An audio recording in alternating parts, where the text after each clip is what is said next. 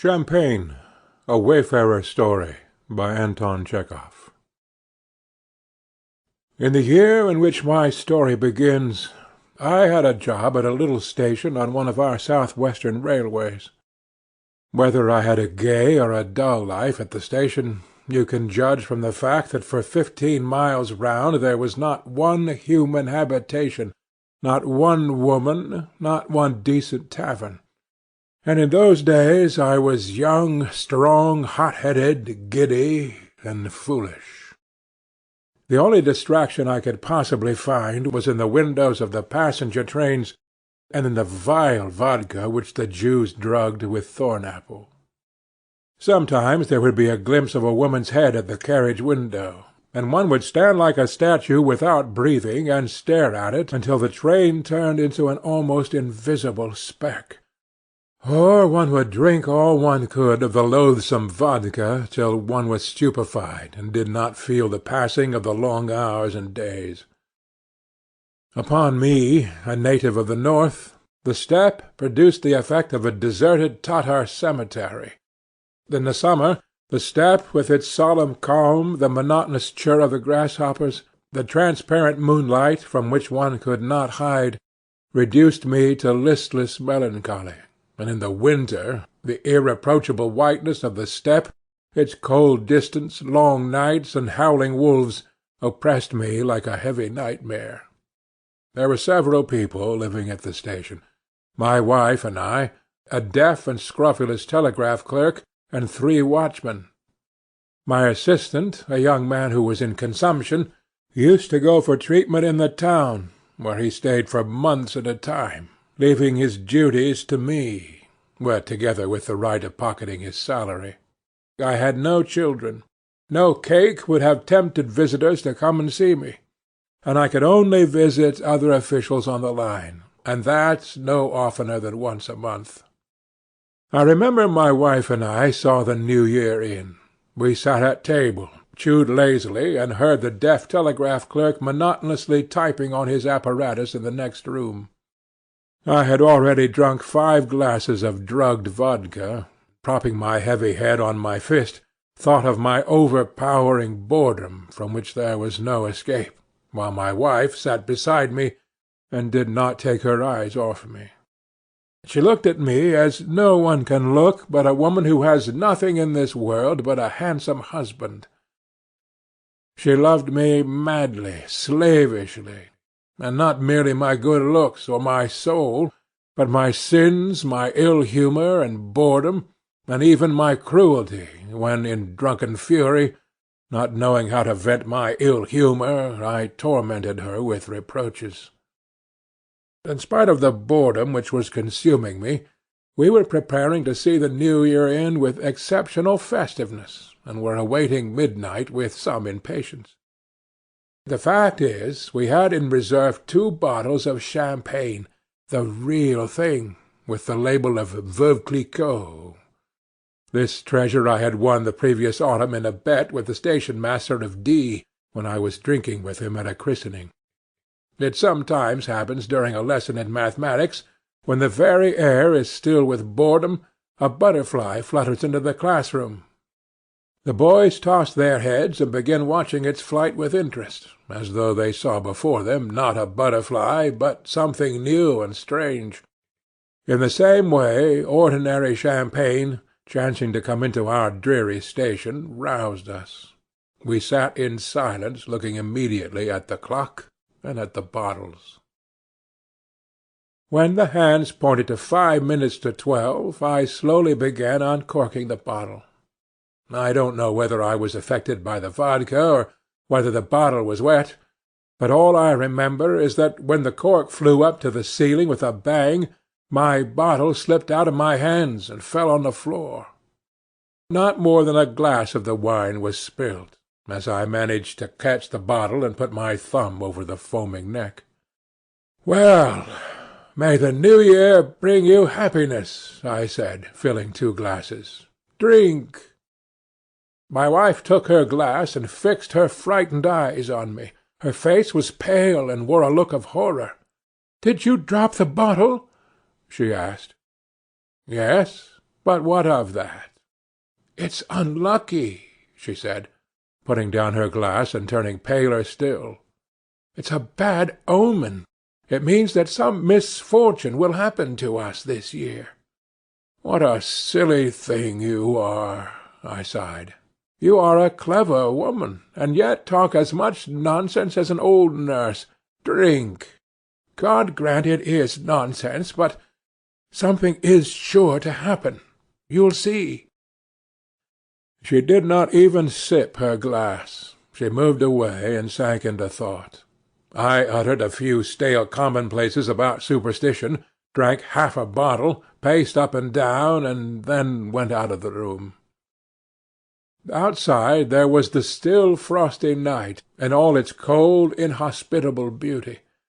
The moon and two white fluffy clouds beside it hung just over the station, motionless as though glued to the spot, and looked as though waiting for something.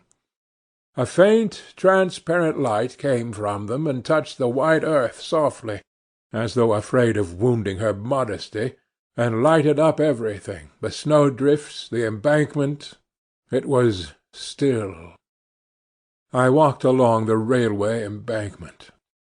"Silly woman," I thought, looking at the sky spangled with brilliant stars.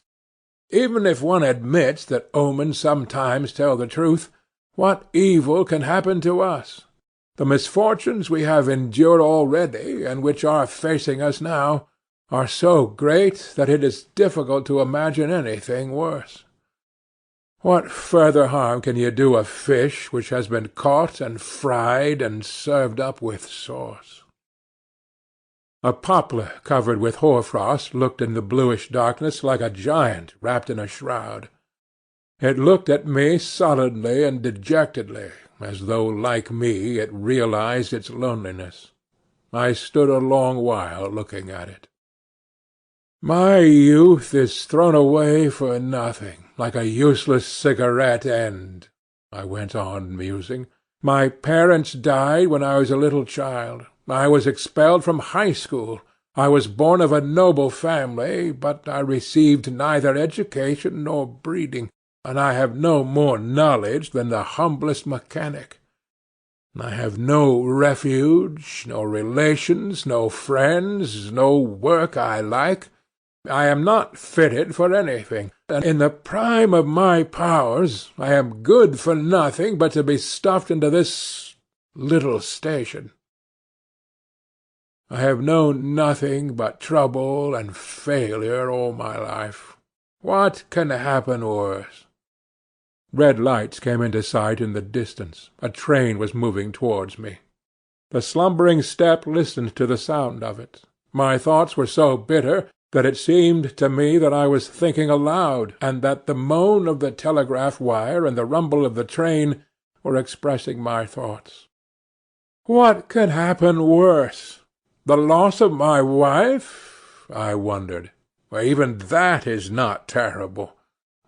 It's no good hiding it from my conscience. I don't love my wife.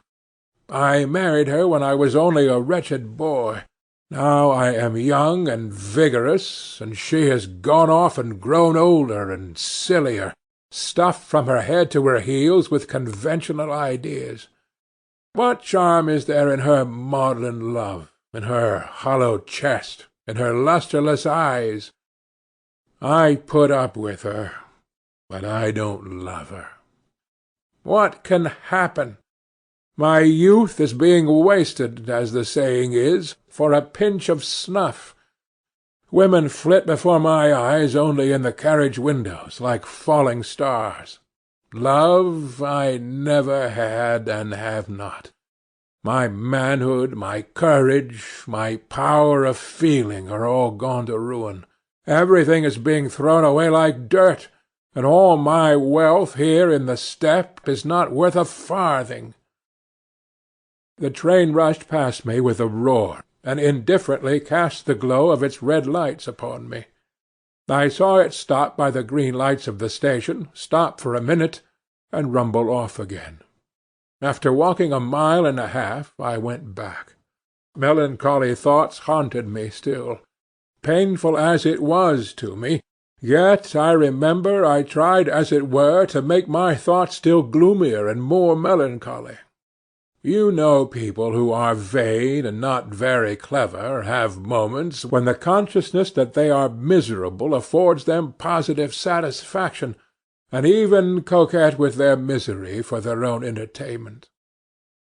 There was a great deal of truth in what I thought, but there was also a great deal that was absurd and conceited, and there was something boyishly defiant in my question, what could happen worse? And what is there to happen? I asked myself. I think I have endured everything. I have been ill, I have lost money, I get reprimanded by my superiors every day, and I go hungry, and a mad wolf has run into the station-yard. What more is there? I have been insulted, humiliated, and I have insulted others in my time. I have not been a criminal, it is true, but I don't think I am capable of crime. I am not afraid of being hauled up for it. The two little clouds had moved away from the moon and stood at a little distance, looking as though they were whispering about something which the moon must not know. A light breeze was racing across the steppe, bringing the faint rumble of the retreating train. My wife met me at the doorway. Her eyes were laughing gaily, and her whole face was beaming with good humour. "There is news for you," she whispered. "Make haste. Go to your room and put on your new coat. We have a visitor." "What visitor?" "Aunt Natalia Petrovna has just come by the train." "What's Natalia Petrovna?" "The wife of my uncle, Semyon Fyodoritch." "You don't know her. She is a very nice, good woman." Probably I frowned, for my wife looked grave, and whispered rapidly, "Of course it is queer having her come, but don't be cross, Nikolay, and don't be hard on her. She is unhappy, you know. Uncle Semyon Fyodoritch really is ill-natured and tyrannical. It is difficult to live with him. She says she will only stay 3 days with us, only till she gets a letter from her brother." My wife whispered a great deal more nonsense to me about her despotic uncle, about the weakness of mankind in general, and of young wives in particular, about its being our duty to give shelter to all, even great sinners, and so on. Unable to make head or tail of it, I put on my new coat and went to make my acquaintance with my aunt. A little woman with large black eyes was sitting at the table. My table, the grey walls, my roughly made sofa, everything to the tiniest grain of dust seemed to have grown younger and more cheerful in the presence of this new, young, beautiful, and dissolute creature, who had a most subtle perfume about her. And that our visitor was a lady of easy virtue, I could see from her smile, from her scent, from the peculiar way in which she glanced and made play with her eyelashes, from the tone in which she talked with my wife, a respectable woman. There was no need to tell me she had run away from her husband, that her husband was old and despotic, that she was good-natured and lively. I took it all in at the first glance. Indeed, it is doubtful whether there is a man in all Europe who cannot spot at the first glance a woman of a certain temperament. "I did not know I had such a big nephew," said my aunt, holding out her hand to me and smiling. "And I did not know I had such a pretty aunt," I answered.